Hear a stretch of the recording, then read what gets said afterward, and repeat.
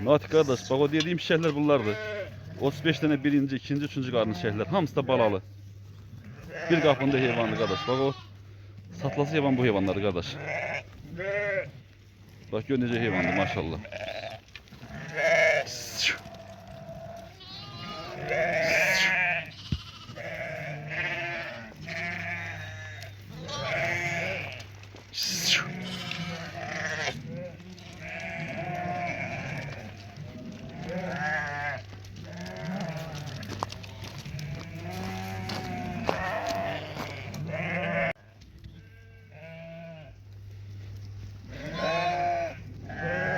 O 35 tane balalı şeyler burada kardeş sattık.